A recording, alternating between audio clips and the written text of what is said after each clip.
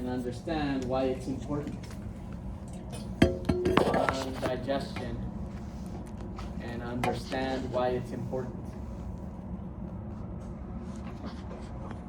2, know the enzymes and the substrates that were used during the digestion physiology lab. Know the enzymes and the substrates that were used during the digestive physiology lab. Know the enzymes and the substrates used during the lab. And the last one, know the indicators. Know the indicators that were used during the lab. Know the indicators that were used during the lab, and be able to interpret the results of those indicator tests with regards to digestion. So know the indicator tests that were used during the lab, and be able to interpret the results of those tests with regards to digestion. So those are going to be the objectives. Please consider those objectives, especially that last one as you go through the lab. Regarding that last objective, the big question you should be asking yourself today as you eventually look at all of these indicator tests is, did digestion occur? Did digestion occur? Based on the results of those tests, did digestion happen? If you can answer that question today, you're on the right track with this. So please consider that. Otherwise, as far as what digestion is the breakdown of the food stuff that we consume. So as we ingest food, we have to eventually break that food down in order for us to get anything from it. Right? If you were to eat a donut, and you were to just swallow that donut whole, as it moves through your digestive tract, if you don't break anything down, would you get anything from that donut? No, you wouldn't get anything from that donut. The donut would just pass right on through. Right? So in order for us to actually get something from the food stuff that we consume, we have to digest it. So we have to ultimately break that food stuff down into its smallest absorbable units. So to really think about how this is going to eventually work, I want you to think back to your macromolecules. What were the 4 major macromolecules? Carbs, proteins, lipids, nucleic acids. Right? Those macromolecules are essentially the building blocks for everything that is found within our cells. So when we consume food stuff and we digest that food, we're trying to eventually break that food down into the smallest absorbable units of those macromolecules. So for carbohydrates, you might ingest a complex carbohydrate. Ultimately, you want to break that down into simple sugars.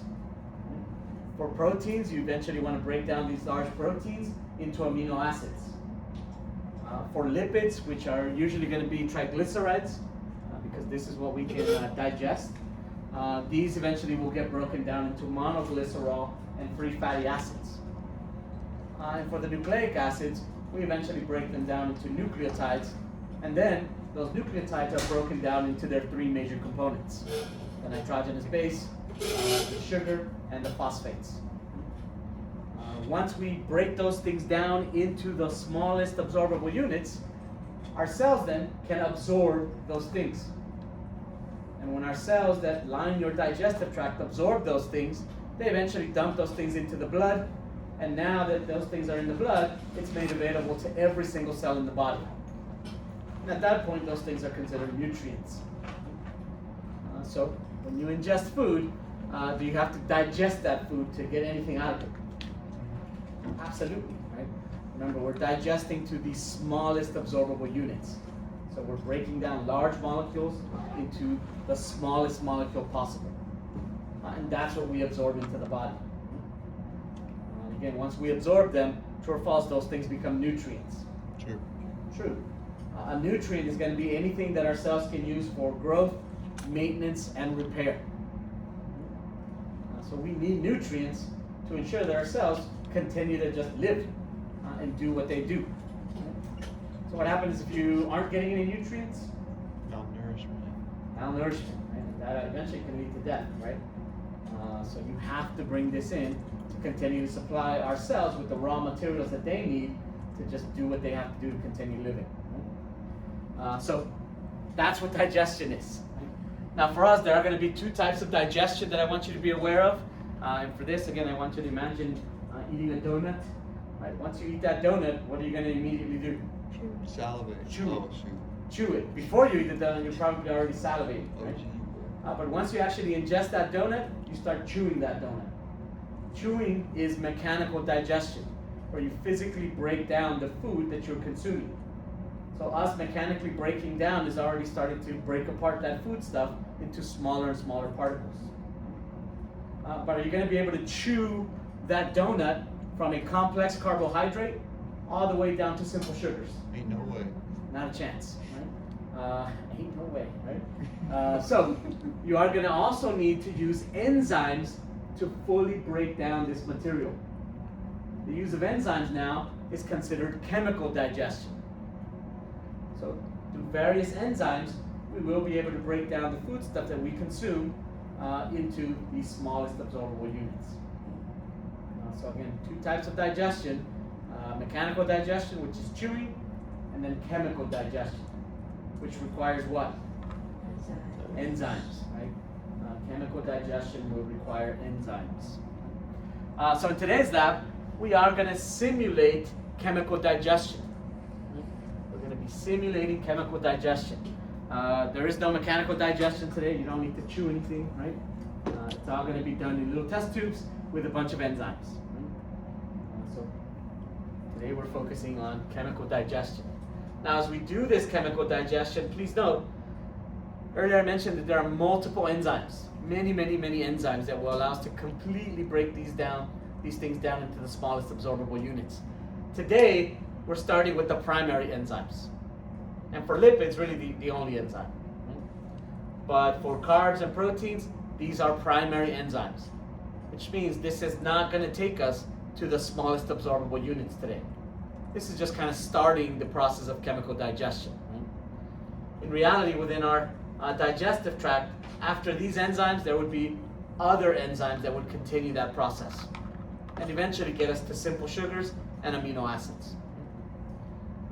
So we're not fully completing this today. We're just starting the process. So again, these are, for the most part, primary enzymes. Now, since we're dealing with enzymes, I want you to again think back to how enzymes work. Are enzymes going to work on any random substrate? No. Our enzymes are three-dimensional proteins that have a very specific active site.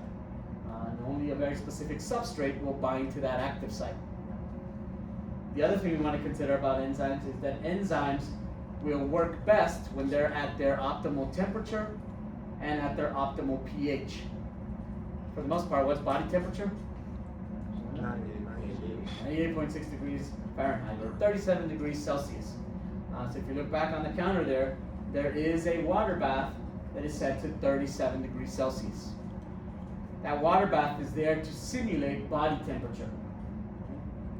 If we had these enzymes and we try to make these reactions happen out on your desktop, would it work? No, right? This is not body temperature. Right? This is room temperature, which is about 30 degrees Celsius. Right? So these enzymes are really not going to work at this temperature. So we have to put them in a 37 degrees Celsius water bath to simulate body temperature, which is their optimal temperature.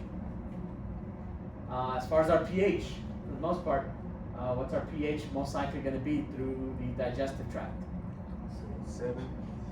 Initially, it will be acidic, right, in the stomach. Then as you move into the small intestine, it'll go slightly basic. Right? So neutral to slightly basic. So for us, our enzymes are going to mainly be working in that kind of neutral to slightly basic environment. The only enzymes that need the acidic environment are enzymes that work within the stomach. So we do have pepsin today, which is only produced in the stomach. So to simulate that acidic environment, we have 2 molar hydrochloric acid here. I will dispense this when you need it. Just come and see me, and I will add a few drops to your test tubes. But the purpose of this is to simulate the acidic environment of the stomach for pepsin. So please consider the importance of being in the optimal temperature and optimal pH. What happens to enzymes if you take them out of that environment? Denatured. They denature, which physically means that that three-dimensional protein will start to unfold and kind of break apart. If that happens, what happens to the active site? Is it still there? Yeah, it's gone. So enzymes will not work. So please consider that. Otherwise, as far as the enzymes we're going to use, we have amylase for carbohydrates, pepsin for proteins, and lipase for lipids. Right? So amylase for carbs, pepsin for proteins, lipase for lipids. We'll talk about the substrates here in a second. Aside from that, we are going to have a few indicator tests today that you're going to be looking at. These indicators will show you whether or not digestion has occurred. So considering that statement, you will see color changes today based on the indicators that we're using. So please make sure you know what those colors are, know what the indicator tests that we're going to use are, and what those colors mean. And based on that, you should then be able to determine whether or not digestion has occurred. So, true or false, when you run these experiments in the test tubes, without the indicators, you will be able to see if digestion occurred. False, right? These are all pretty much clear liquids today. So without these indicators, you won't be able to see anything. So you have to run the indicator test to actually see whether or not anything happened. Right? So please consider that. Right? Now, before we get to the actual procedure, or not the procedure, but what we're essentially going to do, please make sure you have a handout and make sure you read this carefully when you get to the actual steps where it tells you what to add to the test tubes. Right? Especially the protein one. The protein one on some of them will say drops versus droppers. Be careful not to confuse those things. Right? Drops versus droppers that's a big difference. Right? So make sure you guys read this carefully and follow the instructions. Right? Otherwise, once you get started, make sure you guys are answering the questions at the top of the page. Obviously, fill in the data table and answer the questions at the bottom of the page. When you're done with this and you write your summary, just staple the entire thing to your summary. I want to see the whole thing with the summary. And then, of course, before you leave, make sure I see the data and the answers to those questions. Otherwise, our carbohydrate digest is going to be the shortest incubation period. Again, the enzyme here is going to be amylase. Our substrate in this case is going to be a starch solution. And so we have our starch solution on the side counter there all the way to the end of the counter. That's the carbohydrate station. So you'll find the enzyme and the substrate there. Please note, starch is a large polymer of glucose. So you have this huge polymer of glucose here that we're going to try to digest. The indicator test for this part of the lab will be the iodine test for starch, which you guys have seen before, and the Benedict's test for sugars. The Benedict's test for sugars. Have we done Benedict's test yet here? Not yet, right? Well, you're going to see it today. After today, you'll see it one more time. Right? So, the iodine test for starch indicates the presence of starch. So we do have our iodine solutions on the counter there as well. Remember, when you add iodine to anything that contains starch, the iodine will turn a blue-black color. Blue-black. So if you see that color today when you do the iodine test, that's positive for starch. If starch is not present and you add iodine to the solution, it'll stay kind of a golden brown color, like the normal color of iodine. So that's going to be a negative for the iodine test. So, thinking about that and considering that this is our substrate, and this is what we're trying to digest, if you get a positive iodine test, think about that overarching question that I asked you guys to be able to answer, right? Did digestion occur? Yes. Right? If you get a positive iodine test, did digestion occur? Yes. No. No. Right? This is our substrate. This is what we're trying to break down. If it's still present, did we break it down? No. No. Right? So if you get a positive iodine test, starch was not digested. Does that make sense? Our second indicator is just going to be to kind of verify our initial results here. Remember, the Benedict's test detects the presence of sugars. If this is a polymer of glucose and we do start to break it down, we do end up producing simpler sugars. So when we run our Benedict's test, we're trying to see if we have produced any simple sugars. Please note, for the Benedict's test, in order for it to work, you have to place it in the 90 degrees Celsius water bath for 5 minutes. If you don't put it in that water bath, it's not going to work, and you're going to get a false no matter what. Okay? So make sure you put it in the 90 degrees Celsius water bath for 5 minutes. Otherwise, once you run your Benedict's test and it's been in there for 5 minutes, when you take it out, a positive Benedict's test will be orange in color, while a negative Benedict's test will be blue, which is the normal color of Benedict's reagent. So, considering this indicator test, if it comes out orange and your iodine test came out golden brown, did digestion occur? Yes. In this case, yes, right? Because you got rid of all the starch. Where did the starch go? Got broke down into simple sugar. It got digested. Oh, And as it got digested or broken down, what did you produce? simple sugar. Simpler sugars. Right? That's why this is coming out positive now. Right? Does that make sense? Yes, no, maybe? All right. So please consider that when looking at the indicators. Right? Any questions on the carbohydrate digest? So I would set this one up last once you get your groups going, because it's the shortest one. These two I would set up first because they're the longer ones. Right? It's only an hour and a half, but still a little longer, so set them up first. Right? So for protein digest, our enzyme will be pepsin. Please note, pepsin is only secreted in the stomach. I forgot to mention, for amylase, we do secrete amylase in our mouth, salivary amylase. But most of the amylase is secreted from the pancreas into your small intestine, into the duodenum, the first region of the small intestine. So that's where the majority of our amylase is going to be secreted, into that duodenum. For again, pepsin, only secreted in the stomach. So that's the only area we're going to find this. Right? The substrate for pepsin today will be albumin. Albumin is a protein, obviously. This is a protein that if you, this is chapter 13, the blood chapter, I think it was 13. You probably heard about albumin, right?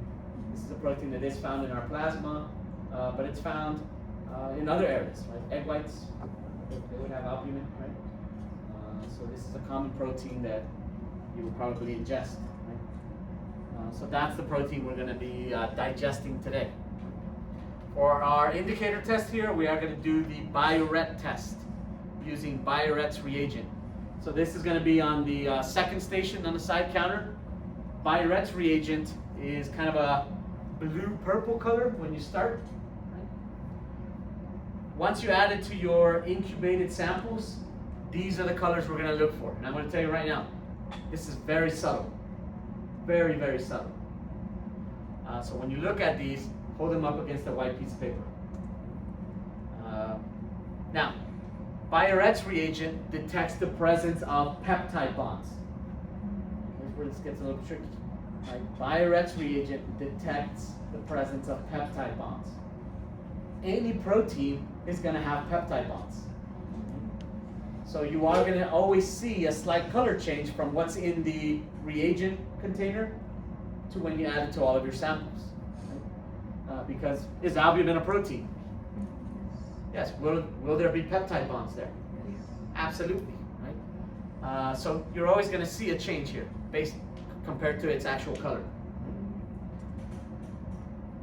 The negative result here is going to be a violet-purple color. So again, it will be slightly different than what's in the reagent container because there are peptide bonds here. But consider breaking down a protein and chopping it up into smaller peptide chains. When you do that, are you going to expose more peptide bonds?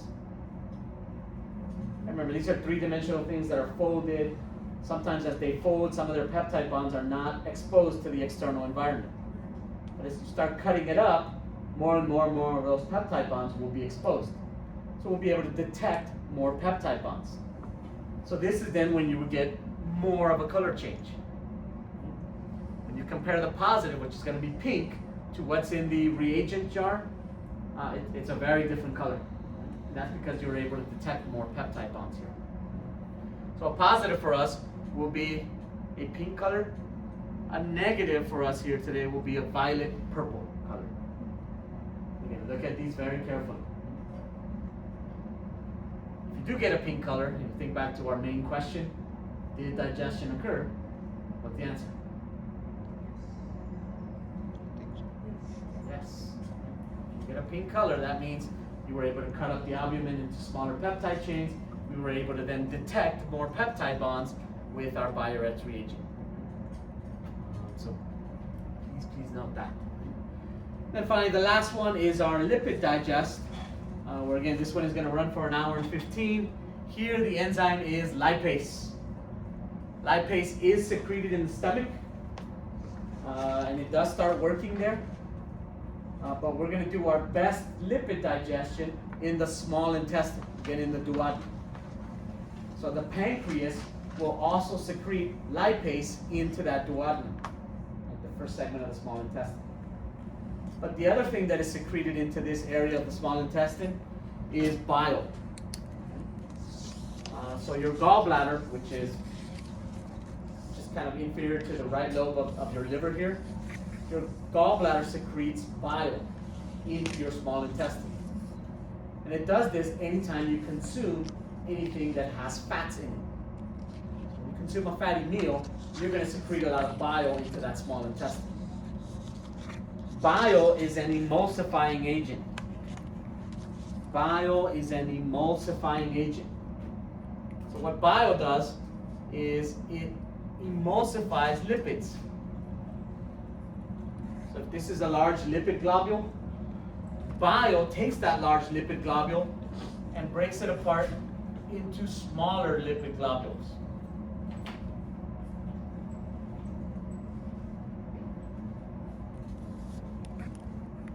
So this is what bile does. So it emulsifies lipid globules. It's not an enzyme, so it's not enzymatically or chemically breaking anything down. All it's doing is emulsifying, which means kind of to separate and break apart. Now considering that, right, if this is a lipid globule and now we emulsified it, where do we have more surface area now? Number 1 or number 2? Number 2 has way more surface area now. Remember, enzymes will only act on the surface of whatever their macromolecule is.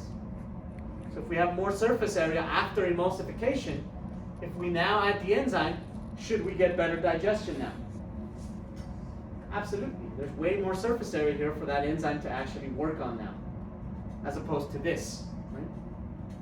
So bile improves lipid digestion. It makes it work better. It makes the enzyme work better. As far as what we're actually digesting, so our substrate here will be triglycerides. Triglycerides. Here's a triglyceride. It has a glycerol backbone.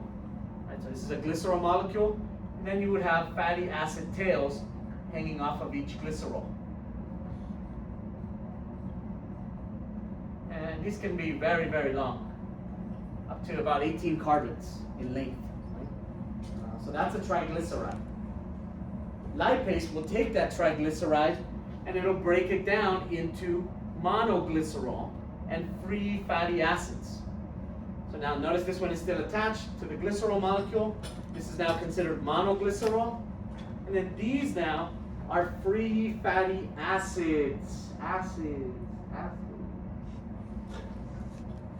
Free fatty acids. What do acids do if you put them into a solution? Increase or decrease the pH? Decrease the pH. So considering that, here's our indicator. The litmus test. How many people have used litmus paper before? Most people. Remember, litmus paper detects acidic pHs. So if you've used litmus paper before, hopefully you remember that litmus paper starts off like a purple color, blue purple. When you put it in acidic solution, it turns red. Today, instead of using litmus paper, we're going to use litmus powder. And you're going to add that litmus powder directly into your test tubes. So that all you have to do is actually just look, right? Because the indicator is already going to be in there. Right? Please note, and I'm going to mention this again when I get to the station over there, you only need a few granules of litmus powder. Do not add a lot of litmus powder, otherwise it makes it difficult to see the actual colors. So just a few granules, just enough to show you a color. Right? And initially it should be like blue-purple. Just a few granules of this. Right? So again, a positive litmus test is going to be a pinkish red color. And what's our pH? Acidic. Where did that acidity come from? The free fatty acids that we produce when we digested these lipids. Negative is going to be blue, which means the pH is not acidic. So if it's not acidic, did digestion occur? No. Where should we get more of a red color? A test tube without bile, or a test tube with bile? With bile. With bile. Remember, bile allows the enzyme to work better because it'll have more surface area. So consider that. Any questions on this? All right. So again, our stations are going to be here on the side counter. Again, the litmus powder is in a little bottle here. Before you add this to your test tube, I would just drop a few granules into the weighing boat, and then from the weighing boat, I would just